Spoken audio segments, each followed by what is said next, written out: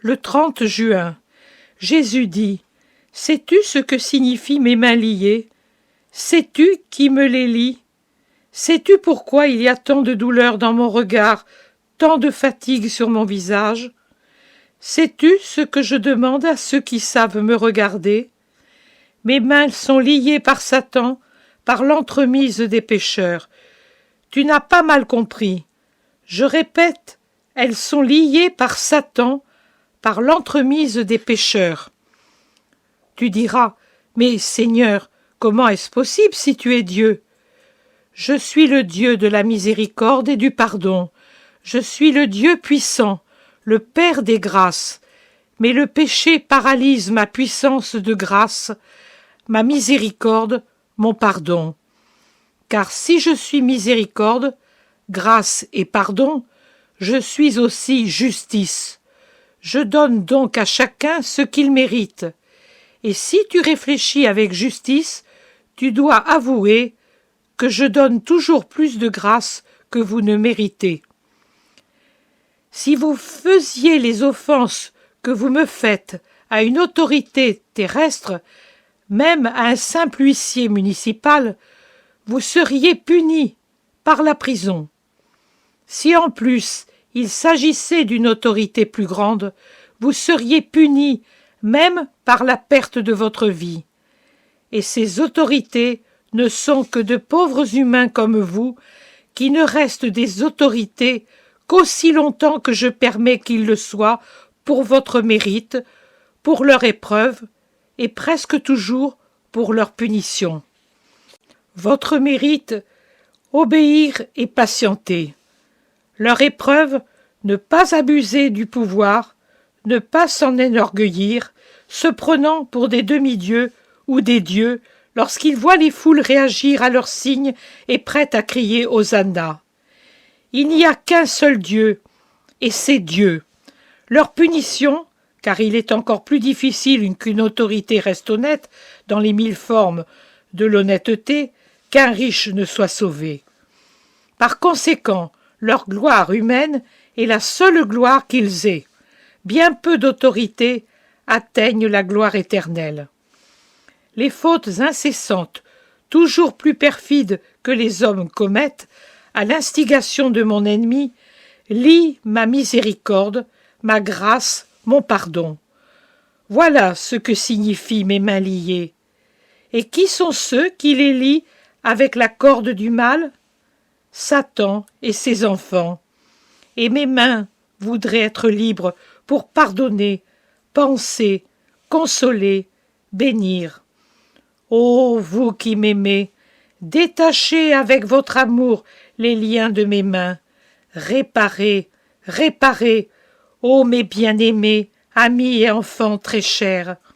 L'outrage fait aux mains de votre Dieu, Père et Rédempteur.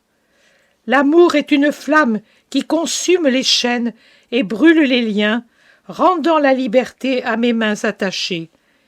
Ayez pitié, vous qui m'aimez, de ma souffrance, et pitié de vos frères et sœurs lépreux, que seules mes mains peuvent guérir.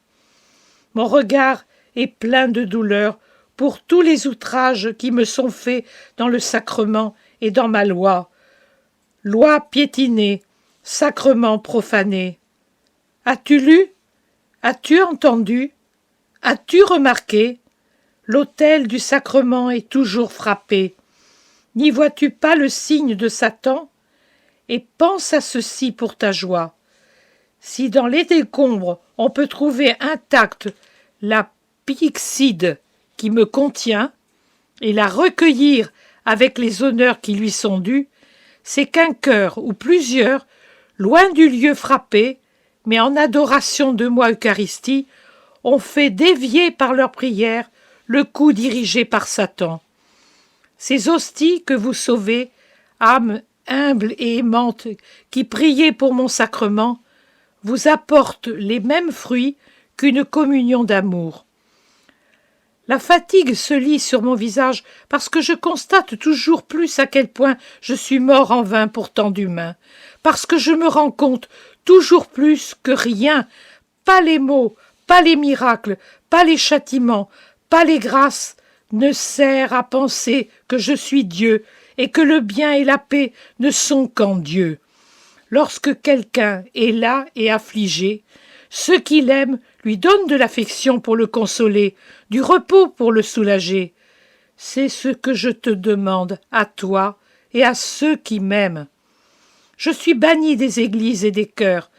Quand le Fils de l'homme était pèlerin sur la terre, il n'avait pas une pierre à lui où poser la tête.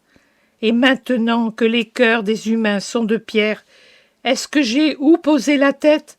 Non, seulement quelques rares, très rares cœurs fidèles. Les autres sont hostiles à leur ami et rédempteur. Ouvrez-moi donc votre cœur, vous qui m'aimez. Donnez refuge à votre Dieu qui pleure de douleur sur l'humanité coupable. Réconfortez celui qui se donne lui-même en éternel sacrifice et qui n'est pas compris. Moi, Jésus, je viendrai avec toutes mes grâces et je ferai du cœur fidèle un petit paradis.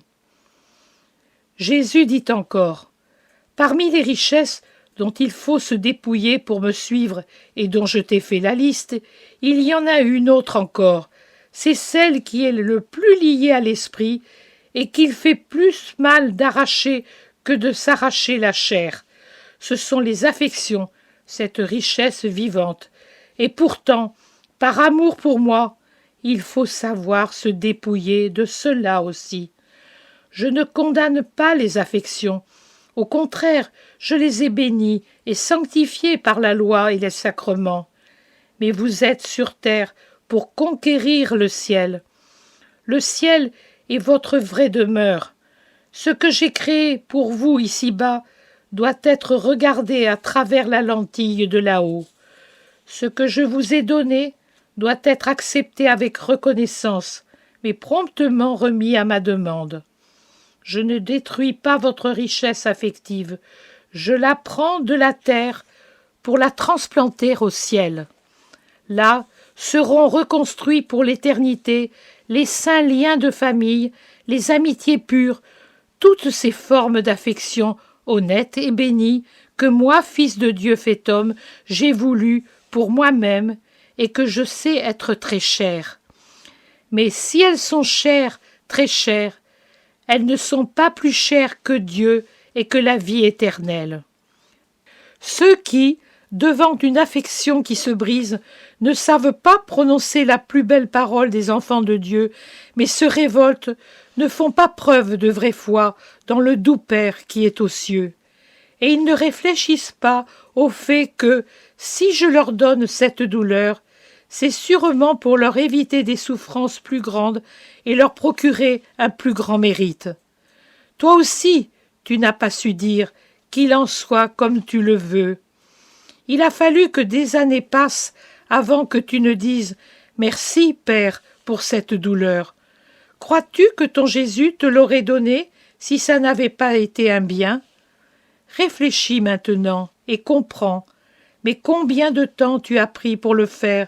Je t'appelais, j'essayais de te faire entendre raison. Mais tu n'entendais pas ton Dieu. C'était l'heure des ténèbres pour l'esprit et pour l'âme. Ne me demande pas pourquoi l'as-tu permise? Si je l'ai permise, ce n'est pas sans raison. Je t'en parle ce soir où tu souffres davantage. Je suis avec toi justement parce que tu souffres. Je te tiens compagnie. Moi, j'ai dû surmonter ma douleur tout seul, alors que toi, tu m'as toujours eu à tes côtés, même quand tu ne me voyais pas, parce que l'esprit du mal te dérangeait au point de t'empêcher de voir et d'entendre ton Jésus. Oh, si je te disais que l'adhésion d'un fils à la mort de son père abrège le purgatoire pour lui, que le pardon d'un fils pour les fautes plus ou moins vraies du père est un soulagement pour son âme, tu y croirais. Mais dans ce temps-là, tu ne te résignais pas, et tu gaspillais le bien que tu faisais. Renoncer à la richesse d'une affection afin de suivre ma volonté sans regrets humains constitue la perfection de la renonciation conseillée au jeune homme de l'Évangile. Souviens-toi de cela pour le reste de ta vie. Un père tel que je suis ne donne jamais quelque chose de nocif à ses enfants, même si l'apparence est celle d'une pierre pour celui qui demande un baiser. Cette pierre est de l'or, pur et éternel. Il revient à l'âme de le reconnaître et de le maintenir tel, en prononçant la parole qui m'attira des cieux au sein de Marie et qui me mit sur la croix pour racheter le monde. Fiat.